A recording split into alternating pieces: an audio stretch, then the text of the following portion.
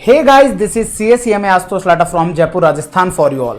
सो guys, स्वागत है आप सभी लोगों का लाटा प्रोफेशनल एकेडमी के प्लेटफॉर्म पर, जहां पर कॉस्टिंग आसान है।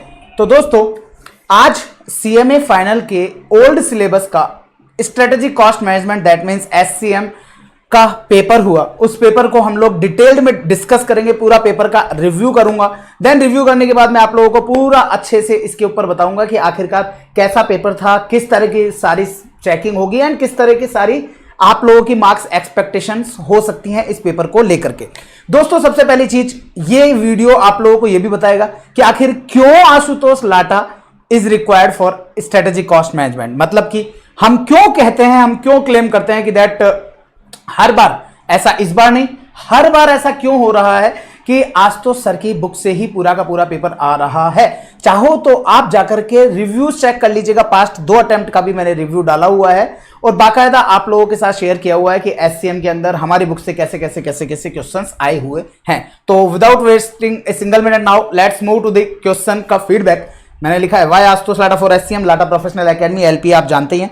Review obviously done by me. So यहां पर मैं आप लोगों के साथ पूरे MCQs के सारे सॉल्यूशन मैं आप लोगों के साथ, आप लोग चाहो तो अपने चेक कर सकते हैं। तो दोस्तों, यहां पर आप लोगों के लिए MCQs का जो पोर्शन था ना, मतलब कि 10 MCQs आप लोगों के साथ आए और मैं उम्मीद करता हूं कि यहां पर 8 MCQs एटलीस्ट सभी ने सही किए होंगे, जिसमें से आपने ये वाला MCQ सभी का सही गया होगा, उम्मीद करता हूं।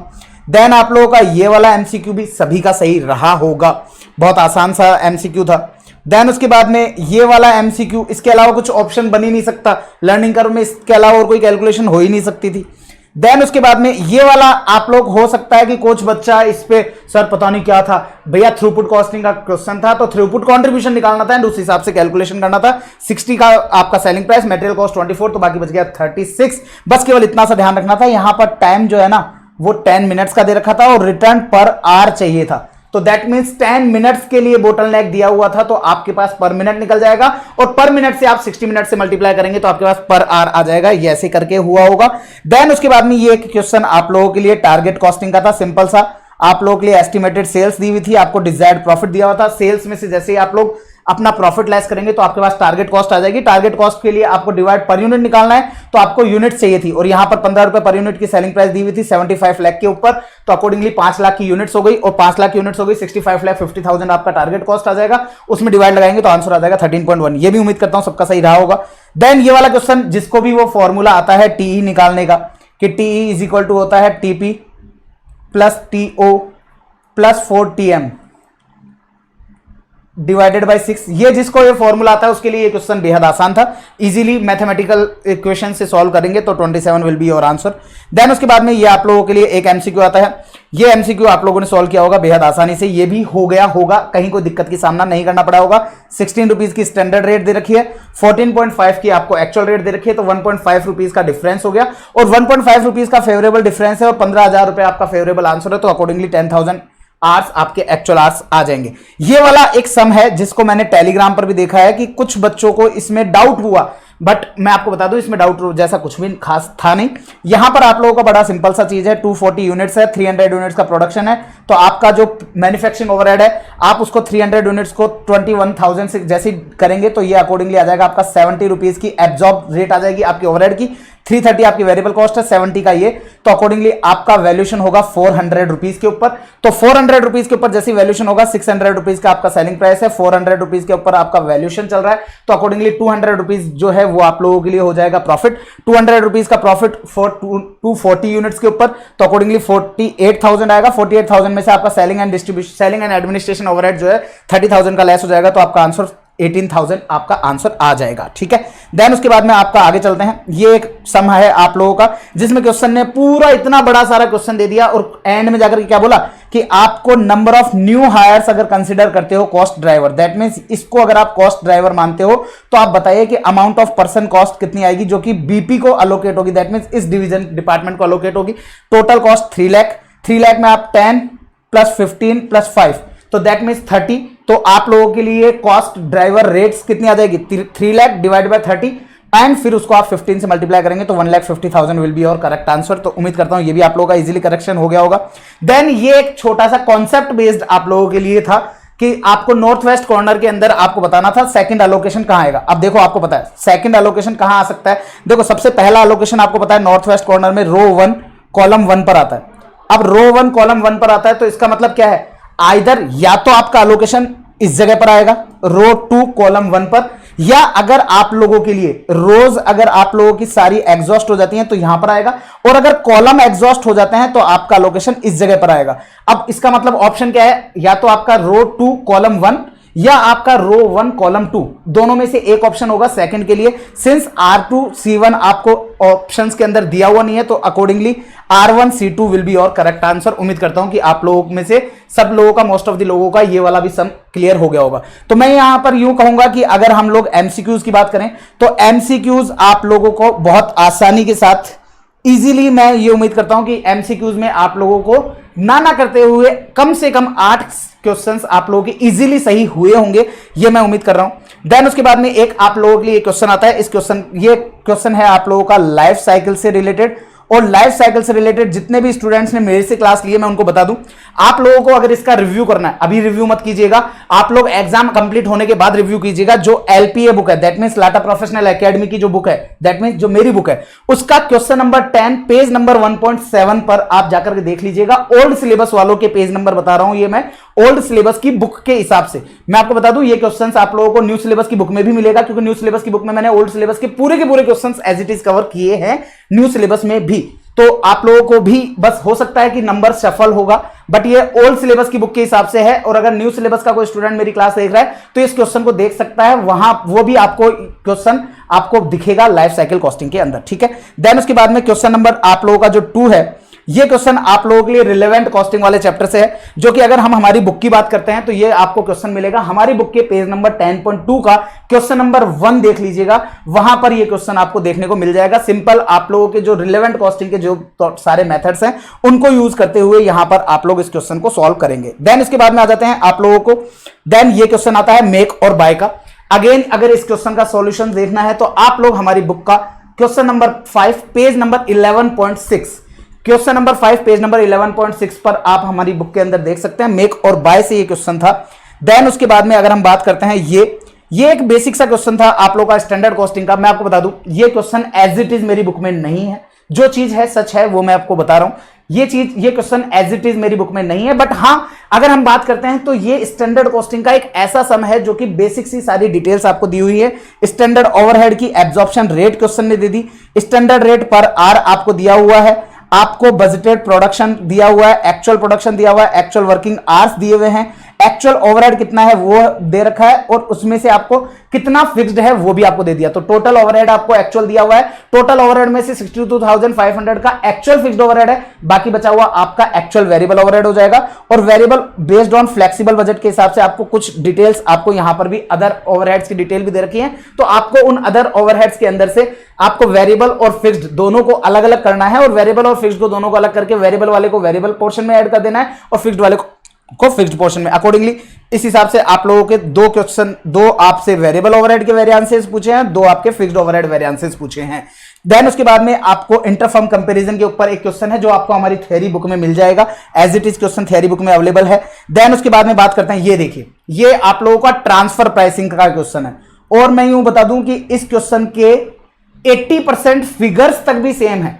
आप लोगों को अपनी बुक में question number 3 old as well as new syllabus दोनों की बुक में क्वेश्चन नंबर 3 है, ये page number 14.3। I think new syllabus में हो सकता है क्वेश्चन शफल हो जाए, बट आप इस क्वेश्चन को देखते ही आप ये वाली टेबल को देख लीजिएगा, आपको ये क्वेश्चन मिल जाएगा, ठीक है ना। तो ये वाला क्वेश्चन आपको मिल जाएगा, आपको ये वाली चीजें भी देखेंगे ना तो आपको समझ में आ जाएगा, अरे हाँ ये तो क्लास में डिस्कस किया हुआ था, तो ये क्वेश्चन भी पूरा का पूरा क्लास के अंदर हुआ था। देन उसके बाद में ये एक एक्टिविटी बेस्ड कॉस्टिंग का आपको क्वेश्चन आता है। अगेन मैं बोलूंगा इस तरह का as it is question book में नहीं था, बट ये क्वेश्चन एक बेसिक जो एक्टिविटी बेस्ड कॉस्टिंग का जो बेसिक क्वेश्चन होता है ना, उस तरह के क्वेश्चन थे। आपको सारे ओवरहेड्स की डिटेल दे रखी है और आपको सारे कॉस्ट ड्राइवर्स की डिटेल दे रखी है, और उसके अकॉर्डिंग आपको कॉस्ट ड्राइवर रेट निकालना है, टोटल कॉस्ट एबीसी के अकॉर्डिंग क्या आएगी वो निकालना है, क्लाइंट फीस कितना चार्ज करना है अंडर ओरिजिनल मेथड से और एबीसी मेथड से, वो आपको सारी चीजें निकालनी है। एक्टिविटी बेस्ड कॉस्टिंग का क्वेश्चन है।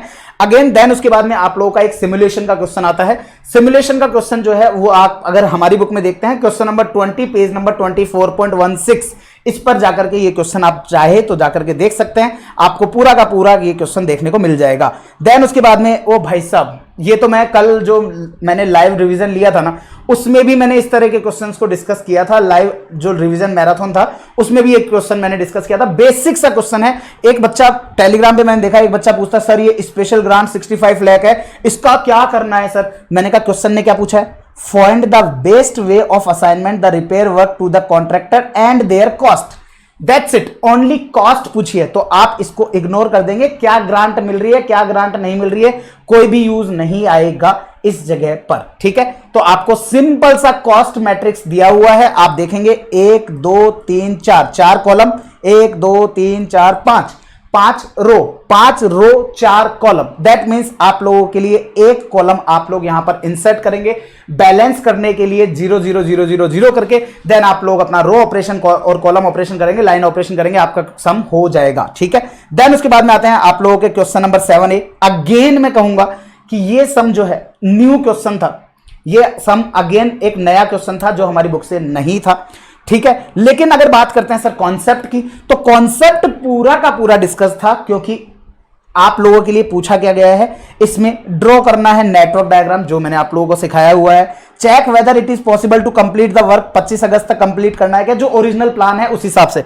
तो आप लोगों को क्या करना था, सिंपली इसकी ड्यूरेशन निकालनी थी, जिस दिन स्टार्ट किया उसमें उस ड्यूरेशन को ऐड करना था, और आप चेक कर लेंगे कि ड्यूरेशन ऐड करने से आपका 25 अगस्त आ रही है कि नहीं आ रही है। तो इन शॉर्ट क्वेश्चन आपसे क्रिटिकल पाथ की कैलकुलेशन करवा रहा है इस पॉइंट नंबर 1 में। और दूसरा बोलता है will it be possible to accept the request to complete the work by 20 अगस्त, क्या 20 अगस्त तक हम कंप्लीट करने की रिक्वेस्ट एक्सेप्ट कर सकते हैं। दैट मींस क्रैशिंग से रिलेटेड क्वेश्चन है।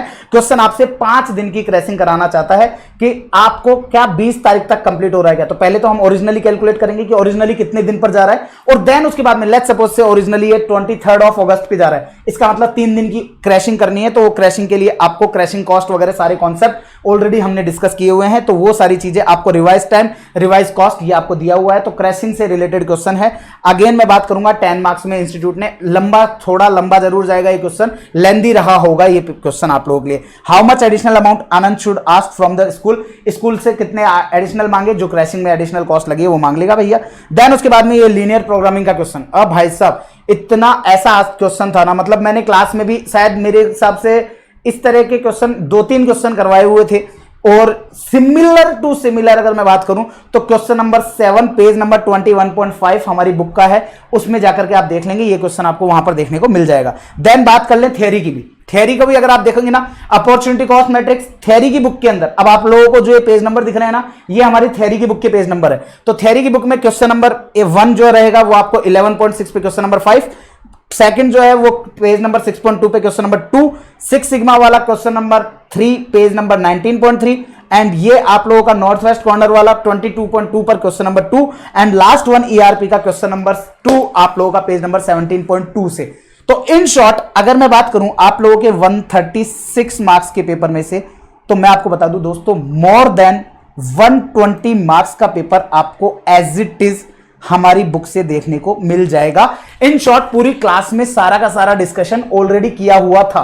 तो अगर सर आपसे पूछा जाए कि सर ये क्वेश्चन पेपर कैसा था, तो मैं इस जगह पर इस पेपर को बोलूंगा कि ये क्वेश्चन पेपर इजी था फाइनल लेवल के हिसाब से, बट इसके साथ मैं एक चीज ऐड जरूर करूंगा कि ये पेपर आप लोगों के लिए लेंदी जरूर रहा होगा। जो बच्चा यहां पर 100 आउट ऑफ 100 अटेम्प्ट करने के लिए गया होगा, तो वो कहीं ना कहीं इतने आसान पेपर में सिली मिस्टेक्स कर सकता है। इस पेपर के मेरे स्टूडेंट्स की फीडबैक जानने हो तो आप लोग मेरे टेलीग्राम चैनल है, जो कि जिसके लाइन नीचे आ रही है, ये गया AIR1 CMA चैनल, आप लोग वहां पर जाके देख सकते हैं। मैंने मल्टीपल स्टूडेंट्स के फीडबैक्स वहां पर डाल रहा हूं, डालेंगे, अभी भी ऑलरेडी स्क्रीनशॉट लिए जा रहा हूं, काफी सारे स्टूडेंट्स के आए हैं, तो उनको कंपाइल करके मैं आप लोगों के साथ शेयर करूंगा। तो ये सारी चीजें आप लोगों के इस पेपर के लिए रही है। उम्मीद करता हूं कि आप लोगों का MCQ के जो सॉल्यूशन मैंने आप लोगों के साथ प्रोवाइड किए, वो आप लोगों को कहीं ना कहीं एक पॉजिटिविटी देंगे कि यस सर, कहीं ना कहीं 16 मार्क्स 18 मार्क्स या 20 मार्क्स हमारे डन हो गए MCQ में ही। तो ऐसा करके और आगे के भी पेपर आप लोगों के लिए इजीली मैनेजेबल रहा होगा, मैं ये उम्मीद करता हूं। जो बच्चा 100 आउट ऑफ 100 अटेम्प्ट करने गया होगा, तो डेफिनेटली उसके लिए इस पेपर के अंदर कहीं ना कहीं प्रॉब्लम्स जरूर क्रिएट रही होगी। बाकी अगर आपने यहां पर एक प्लान किया होगा, प्रॉपरली प्लान किया होगा कि भैया नहीं जी, हमको आसानी से जितना होता है उतना मैनेज करना है और फुल स्पीड के साथ अच्छे से कॉन्सेप्चुअल क्लैरिटी और एक्यूरेसी के साथ करना है, तो डेफिनेटली इस पेपर में आप लोग एग्जम्पशन मार्क्स इजीली स्कोर कर सकते थे। ये मेरा मानना है, अगर आप लोगों ने अच्छे से किया है तो। क्योंकि कॉस्टिंग आज वाले पेपर को देखते हुए हम इजीली कह सकते हैं कि कॉस्टिंग आसान है। और इसी तरह के मैंने फीडबैक्स मेरे लास्ट टू लास्ट 2-3 अटेम्प्ट के भी मेरे डाले हुए हैं कि हमारे बुक से पेपर कैसे आता है। आप लोग जाकर के उनको भी देख सकते हैं, वो भी वहां पर भी मैंने आप लोगों का डाला हुआ है। सिंपल सा आप SCM review by CACM Ashutosh Lata search करेंगे, आपको मेरे पास्ट के जितने भी अटेम्प्ट्स हैं उनके सारे इसी तरह के रिव्यूज आपको देखने को मिल जाएंगे। ठीक है, तो ये रही बात। और अब आपको आगे के, अगर आपने केवल एक ही ग्रुप दे रहे हैं तो आपको आखिरी exam that means direct tax के लिए अभी से ऑल द वेरी बेस्ट, अच्छे से प्रिपेयर करना।